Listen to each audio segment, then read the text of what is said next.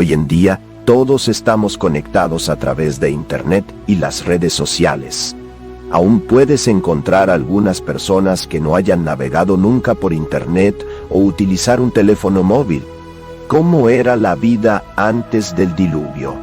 En los primeros capítulos de la Biblia, en particular en el libro de Génesis, nos encontramos con un mundo muy diferente al nuestro, un mundo antes del gran diluvio.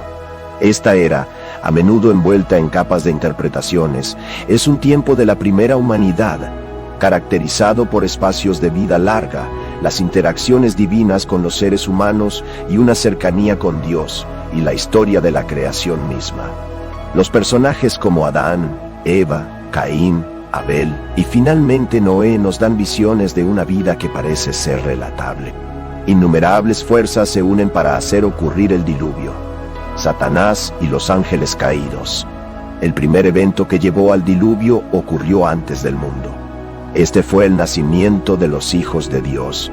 En la historia bíblica del libro de Job, Dios revela un evento que tuvo lugar antes de la creación del mundo. Job 38 versículos 4 a 7. ¿Cuándo estabas cuando puse las bases de la tierra? Dime, si conoces y tienes entendimiento, ¿quién determinó las medidas de la tierra? Si lo sabes, ¿o quién estiró la cinta en ella? ¿Sobre qué se aseguraron sus fundamentos? ¿O quién colocó su esquina angular? Cuando las estrellas de la mañana cantaron juntas y todos los hijos de Dios, los ángeles gritaron de alegría. Se revela que seres celestiales, referidos como estrellas de la mañana y hijos de Dios, testifican la creación de la tierra, y celebraron la gloria, poder y sabiduría de Dios involucrado en el proceso antes del diluvio. Fue un ser caído. La Biblia solo hace referencias esporádicas a los ángeles caídos, porque la mayoría de los ángeles en el cielo nunca se han perdido su camino ni se han volcado hacia el mal. Pero había algunos que tomaron esta decisión. Ten en cuenta que el cielo originalmente estaba destinado a ser su hogar para toda la eternidad, pero ya han caído de él. ¿Qué causó todo esto a ocurrir? Sin embargo, no podemos negar el hecho de que los ángeles poseen libre albedrío.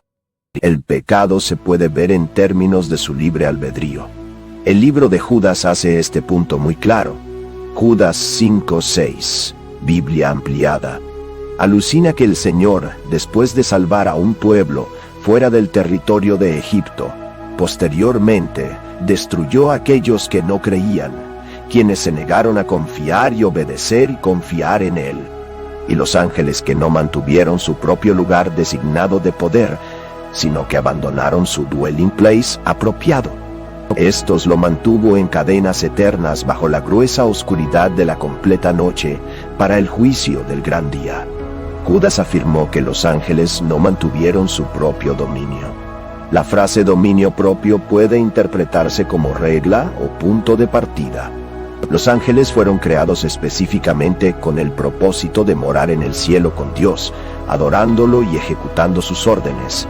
Fueron formados para llevar gloria a Él, al igual que la gente. Pero los seres humanos fueron diseñados para morar en la tierra, mientras que los ángeles fueron creados para vivir en el cielo. A pesar de esto, estos ángeles dejaron su comienzo, lo que es otra forma de decir que dejaron su punto de partida en el cielo. Satanás, que se disfraza de ángel de luz, es el líder de estos ángeles. El gran levantamiento, como algunos lo llaman, fue un evento en el que Satanás y una porción del cielo, y legiones celestiales, libraron guerra contra Dios y sus ángeles, con el objetivo de derribar la autoridad de Dios en la esfera eterna. El diablo elaboró una conspiración para derrocar a Dios, su creador, y él y los ángeles que lo siguieron terminaron siendo vencidos en el conflicto. Obtenemos una cuenta de esto de Jesús mismo, ya que Él estaba presente. Jesús habló acerca de la gloria y majestad que compartía con Dios Padre antes de que el mundo existiera. Juan 17 versículo 5. Biblia ampliada. Ahora, Padre, glorifíame junto a ti con la gloria y majestad que tenía con Él antes de que el mundo existiera. Antes de la creación de la tierra estaba Dios y Dios tenía majestad con su Hijo.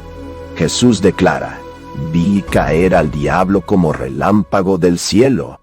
Esto puede verse. El diablo es mucho más que una figura roja con cuernos y un tridente. Es un ser antiguo, él usa para fines malvados y egoístas. No luchamos, dijo Pablo. Estamos en una pelea, pero no es contra carne y sangre. Un reino es altamente organizado con diferentes áreas y niveles de autoridad y sus cuarteles generales están en regiones celestiales. Eso es un hecho asombroso, pero está bastante claro. El hecho de que Satanás encabeza un reino altamente organizado asombra a algunas personas.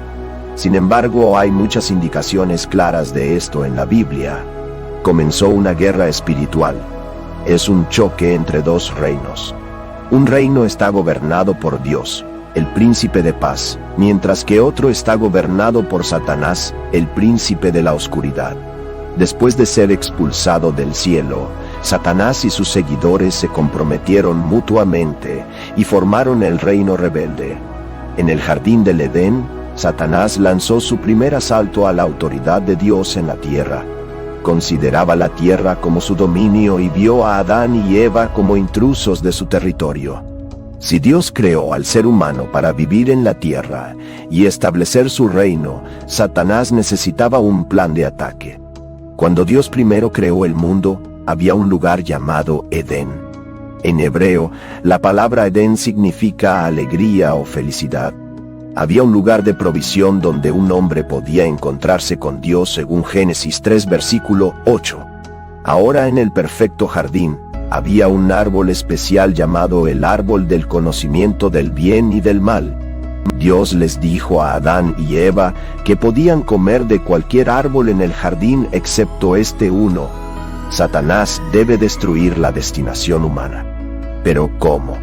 El diablo, el viejo serpiente, se hizo camino hasta Eva y utilizó 3 tácticas estratégicas contra ella.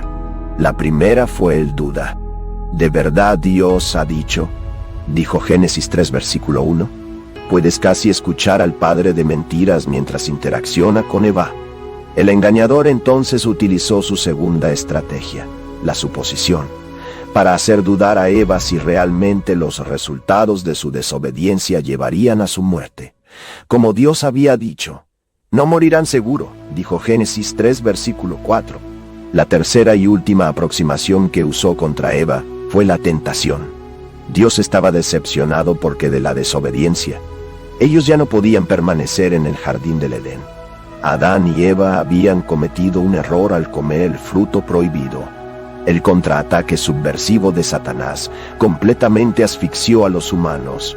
Pero Dios estableció una cabeza de playa en el jardín del Edén, prometiendo que la cabeza del serpiente se aplastaría por la descendencia de la mujer.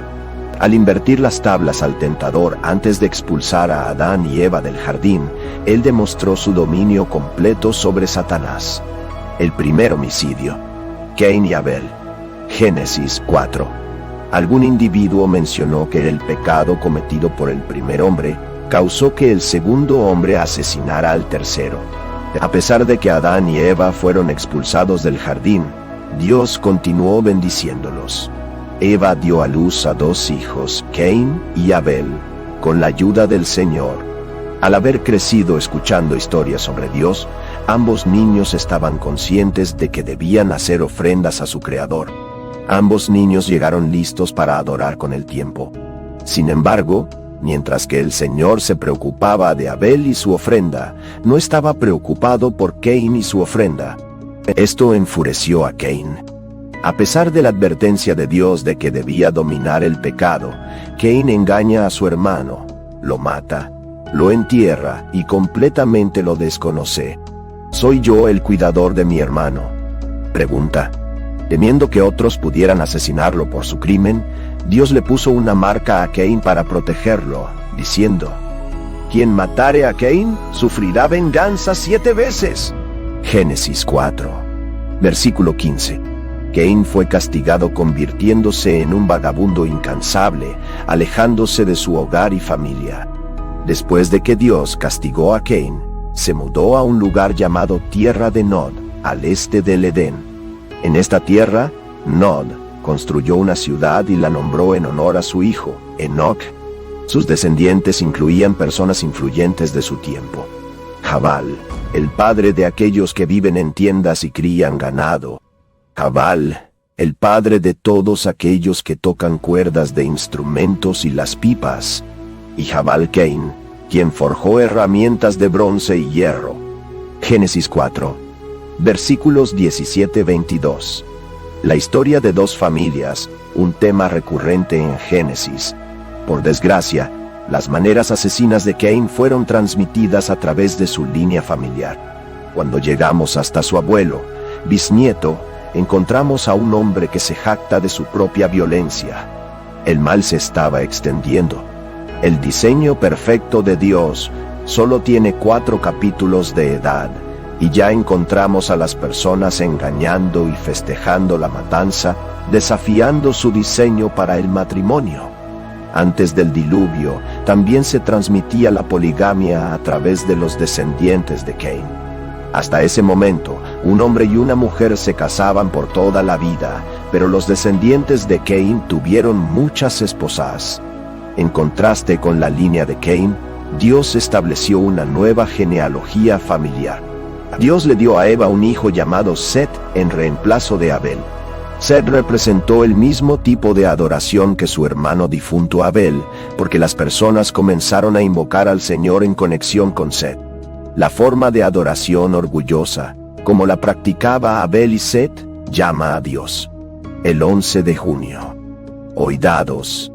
Ellos tomaron el camino de Cain. Corrieron hacia la ganancia en la época de Balaam. Fueron destruidos en la rebelión de Cora. No es de extrañar entonces que cuando Dios necesitaba un sirviente obediente cientos de años después, escogió a Noa de la línea de Set. El legado de Cain era complicado. Por un lado, él y su familia eran realmente buenos en encontrar nuevas ideas y formas de hacer las cosas. Por otro lado, también tenían muchos problemas con pelear y lastimar a los demás, y parecía que empeoraba con el tiempo. Esto se convirtió en un símbolo de lo que es ser humano, una lucha entre nuestro potencial para grandes bienes y nuestra capacidad para grandes malos. Las generaciones después de Adán, el mundo se pobló, pero también se llenó de pecado. La gente no era buena con los demás. Mentían, robaban e incluso asesinaban. Dentro de este período, los hombres vivían extraordinariamente años. Los números de edad entran en los cientos. Era una época diferente, un tiempo cuando la humanidad todavía estaba estrechamente conectada a sus orígenes y el mundo en sí era más joven y fresco. Adán y Eva tuvieron otros hijos y hijas después de Caín y Abel, y con el crecimiento de su familia surgió el nacimiento de la civilización misma. El Biblia dice que tras convertirse en padre de Set, Adán vivió 800 años y tuvo otros hijos y hijas. Génesis 5, 1-4. A medida que los hijos de Adán y Eva crecían, tomaron esposas y tuvieron familias propias. La población comenzó a crecer de manera constante. Además de Caín y Abel, Set fue otro hijo de Adán, quien también tuvo descendientes, entre ellos Enoc, Matusalem y eventualmente Noé. Adán, el primer hombre, vivió hasta los 930 años. Génesis 5:5. Sí, lo escuchaste bien. 9 siglos. Tuvo hijos que también vivieron extraordinariamente largas vidas. Su hijo Seth vivió 912 años. Génesis 5:8. Y el hijo de Seth, Enoc, vivió 905 años. Génesis 5. A medida que pasaban las generaciones, cada hombre engendró a los hijos y les enseñó las formas de la tierra, cómo cultivar la tierra y cuidar de los animales, y también cómo conectarse con Dios. Esta línea de personas era especial. Llevaban el semilla de la primera unión de la humanidad con ángeles caídos. Pero a pesar de sus largas vidas y profunda sabiduría, estos primeros seres humanos no eran inmunes a los problemas que a menudo atormentan al ser humano.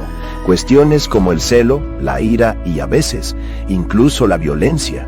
Sin embargo, había un hombre llamado Enoc. El Génesis 5 nos da la primera expresión de Enoc. Hay un primer Enoc que fue el hijo de Caín. Esto es un Enoc diferente. Génesis 5:21. Cuando Enoc había vivido 65 años, se convirtió en padre de Matusalem. Y de nuestro conocimiento bíblico, sabemos que su hijo, Matusalem, fue el hombre más viejo registrado en los escritos. Al estudiar a través de las genealogías escritas en la Biblia, descubriremos que Enoc era el abuelo del Noé. Esto se encuentra en Génesis 5:22 y luego en 24. La Biblia dice, y Enoc caminó con Dios. En una época en la que la mayoría de sus semejantes solo tenían el registro de su nacimiento y los hijos a los cuales también dieron a luz, Enoc es como un respiro de aire fresco. En la historia de los libros, Enoc fue presentado como los demás, pero a pesar de que no vivió tan largo como algunos de los otros hombres, su testimonio es captivante. La Biblia dice que caminó con Dios y que cuando era el momento de abandonar la tierra, Dios lo tomó sin el paso del tiempo de muerte como lo conocemos. Su descripción es corta, pero pesada y significativa. Esto quiere decir algo sobre su puro camino con Dios lo traducido. Su vida le proporciona un modelo para tantas personas a lo largo de diferentes generaciones, ya que nos enseña a vivir para el público de uno. Le enseña en silencio por nosotros apasionadamente buscar una comunión y la compañía cercana con Dios, sabiendo que al hacerlo, experimentaremos a Dios en una nueva dimensión.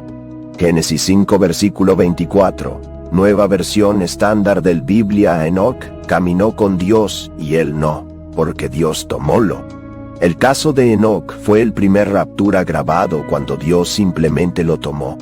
Quizás la compañía era tan intensa que la presencia de Dios simplemente envolvió y arrastróle. El libro de los Hebreos habla sobre los hombres de los cuales este mundo no fue digno. A pesar de la belleza de la vida de Enoc, su época no estaba enteramente rosada. Las personas vivían largos, pero no siempre bien. Tenían muchos años para perfeccionar sus habilidades, construir cosas y explorar la tierra, pero también tenían más tiempo para cometer errores, desviarse del camino de Dios, hacerse duros de corazón. Esto eventualmente llevó a un mundo tan corrupto, tan lejos de sus orígenes divinas. El crecimiento de la población y la expansión de las tribus y las familias. Con el tiempo, las tribus y los clanes se formaron, cada uno descendiente de uno de los patriarcas originales. Se esparcieron por la tierra, encontrando nuevos territorios llamarlos hogar. A medida que la población creció, así también aumentó la necesidad de diferentes roles y profesiones. La gente ya no podía ser solo pastores y agricultores, tenían que diversificarse. Caín, para instance, era un trabajador del suelo. Génesis 4 versículo 2, mientras que su hermano Abel era un pastor de ovejas. Esto sugiere que incluso en esa etapa temprana, los roles se estaban definiendo según necesidad y habilidad. Tubal-Caine, descendiente de Caín, se convirtió en un instructor de todos los artesanos en bronce y hierro. Génesis 4 versículo 22. Esto indica la aparición de profesiones más especializadas como el trabajo con metales. También aparecieron los músicos. Tubal, otro descendiente de Caín, fue el padre de todos aquellos que tocaban la arpa y la flauta. Génesis 4 versículo 21. Estos papeles permitieron que la sociedad se volviera más compleja y organizada, poniendo las bases para formas más avanzadas de civilización. Aunque la gente aprendía nuevas habilidades y trabajos, antes del gran diluvio la vida no era perfecta ni feliz. Como nos dice la Biblia, el Señor vio cómo grande había sido la corrupción de la raza humana en la tierra, y que todas las intenciones de los pensamientos del corazón humano eran solo mal todo el tiempo. Génesis 6 versículo 5. En resumen, antes del diluvio, la humanidad se expandía y diversificaba. Las familias se convertían en tribus, los roles se convertían en profesiones y la civilización tomó sus primeros pasos. Invasión de los Nefilim. Como el comandante autoproclamado del reino oscuro, Satanás convocó a sus legiones malvadas con el propósito de infiltrar la humanidad y contaminar la línea descendiente de Adán que conduciría al Mesías. Génesis 6 versículos 1-2. Cuando los seres humanos comenzaron a aumentar en número en la tierra y nacieron hijas para ellos, los hijos de Dios vieron cómo las hijas de los hombres eran hermosas y se casaban con cualquiera que eligieran hermosas. ¿Quiénes fueron los hijos de Dios? El libro de Job los caracteriza como ángeles. 2/3 de los ángeles permanecieron con Dios en el tercer cielo, ángeles electos, mientras que 1/3 fue expulsado, los ángeles caídos del reino de Satanás. Su reino se multiplicaba en número y en fuerza. Sintiéndose amenazado, el príncipe de las tinieblas convocó a sus legiones malvadas para infiltrar a la humanidad. Estos ángeles caídos descendieron a la tierra y dieron origen a los Nefilim o gigantes. La palabra hebrea para Nefilim se traduce como caídos. Esta invasión satánica de Génesis 6 corrompió al mundo entero. Los hijos de Dios vieron a las hijas de los hombres. En los versículos 1-5 del libro de Génesis, la Biblia describe el mundo antes del diluvio. En los versículos 3-5 de Génesis 6, dice: Entonces dijo el Señor, mi espíritu no permanecerá con los hijos de la humanidad para siempre, porque también son carne. Aun así, sus días serán de 120 años.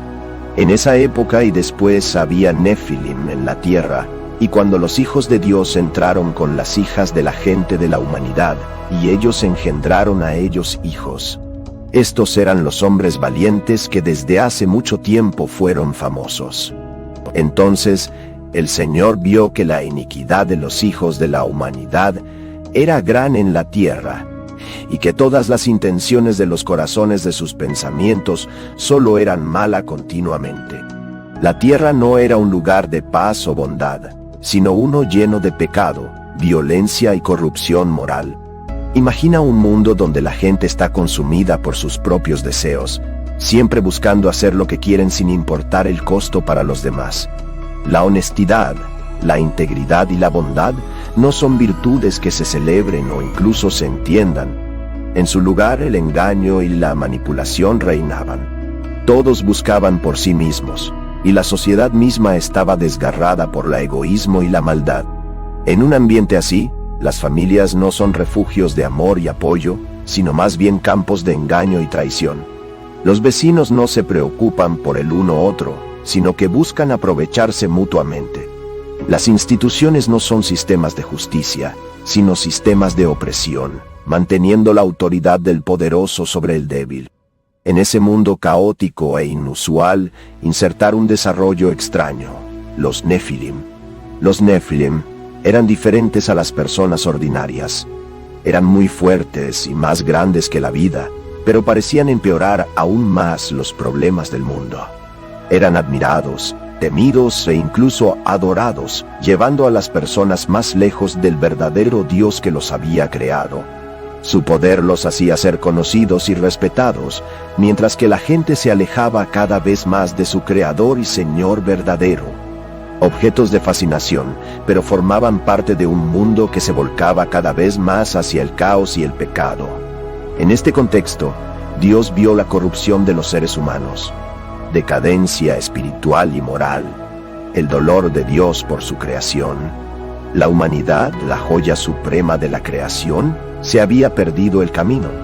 En lugar de vivir en armonía entre sí y con el mundo, las personas se entregaban a la violencia, al pecado y al engaño. Dios miraba su creación y sentía un profundo dolor. El libro de los Hechos dice: el Señor arrepentido de que había hecho a los seres humanos sobre la tierra, y su corazón se turbó profundamente. Génesis 6, versículo 6. Nueva versión internacional. Fue un dolor divino, una tristeza tan profunda que superaba el entendimiento humano. Imagina un corazón de padres rompiéndose por las acciones de un hijo desviado, pero infinitamente amplificado. Y así, en su intenso dolor, Dios tomó una decisión difícil. Génesis 6, versículo 7. Biblia ampliada. Por lo tanto, dijo el Señor, destruiré y aniquilaré a la humanidad a quien he creado de la superficie de la tierra. No solo al hombre, sino también a los animales y los que se arrastran sobre la tierra y las aves del aire. Porque me profundamente consterna ver al pecar humano, y arrepentido soy por haberlos hecho. Estaba turbado por las acciones de quienes había creado, y le quedó sin otra opción para sanar un mundo que se volcaba cada vez más hacia el caos. Noa, un hombre justo. Pero incluso en medio de este capítulo oscuro de la historia humana, había un rayo de esperanza, un hombre llamado Noé. Génesis 6, versículo 8. Biblia ampliada. Pero Noé encontró favor y gracia en los ojos del Señor. El mundo se había desviado, pero Noé fue una luz de esperanza, un hombre de integridad y fe. Génesis 6, versículo 9. Biblia ampliada. Estas son las crónicas de las generaciones, la historia familiar de Noé. Noé era un hombre justo, uno que estaba en pie de igualdad con Dios, sin culpa en su generación perversa, viviendo en continua comunicación con Dios.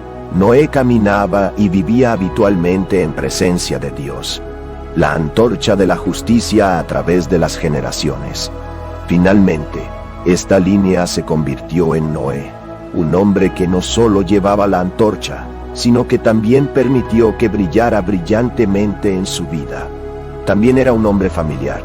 Noé tuvo 3 hijos, Sem, Ham y Jef. Como padre amoroso y esposo fiel, instiló en sus hijos los mismos valores que llevaba en su corazón.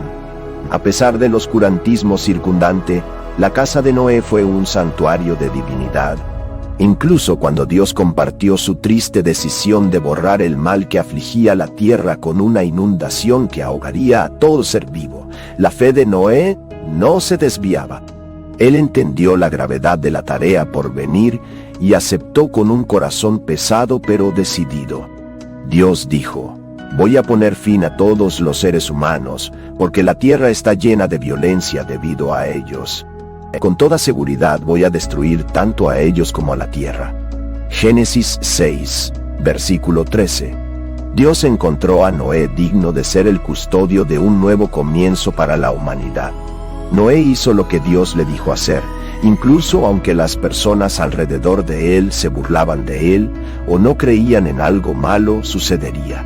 Pasó años construyendo el arca, advirtiendo a la gente sobre la inundación venidera y esperando por el momento en que Dios lo sellaría, junto con su familia adentro de este refugio gigantesco de madera.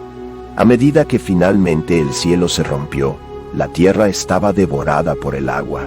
Las virtudes de Noé se convirtieron en la base del nuevo mundo.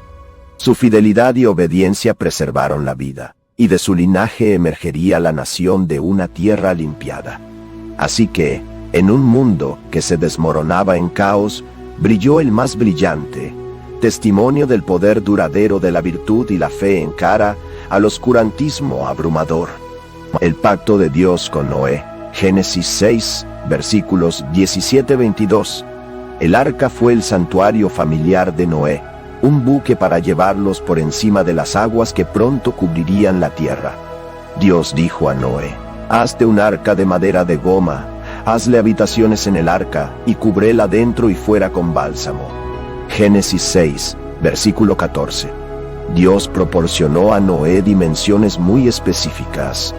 Las sesiones, los diseños y los planes para el arca no eran de un barco común, sino de un barco especialmente diseñado para salvar las últimas cosas vivientes cuando el mundo se inundaba. Génesis 6, versículos 14-16. Debía medir 300 cubitos de largo, 50 cubitos de ancho y 30 cubitos de alto, equipado con una puerta y una ventana, y dividido en múltiples niveles. Al conocer las dimensiones a las mediciones actuales, esto mediría 450 pies de largo, 75 pies de ancho y 45 pies de alto. También tendría puerta y ventana, y se dividiría en diferentes niveles. Dios dijo: así es como lo harás. Génesis 6, versículo 15. Y así, Noa comenzó una tarea monumental para construir el arca. No fue fácil, muchos burláronlo y cuestionaron su sabiduría, pero Noa tenía fe. A medida que pasaban los años y se dibujaba la madera, un espectacular arco se elevó alto, una incontrovertible prueba de la obediencia y fidelidad de Noa. Dios también le proporcionó a Noa instrucciones sobre quiénes y cuáles debían ser los animales que traer al arca. Su esposa, sus hijos, Sem, Ham y Jafet, y sus esposas también se embarcaron. Además, Dios le dijo a Noa que traería al arco 2 de todos los animales vivientes, macho y hembra, para mantenerlos vivos. Tendrás 7 de cada animal limpio, un macho y su hembra, 2 de cada animal inlimpio, un macho y su hembra. Esos 7 cada uno de los pájaros del cielo, macho y hembra, para mantener vivo a su especie sobre la cara de la tierra. Génesis 7, versículos 2-3. Noa hizo todo como Dios lo había ordenado. Génesis 6, versículo 22. No olvides dejar el like, comparte el video y suscribe al canal. ¡Hasta la próxima!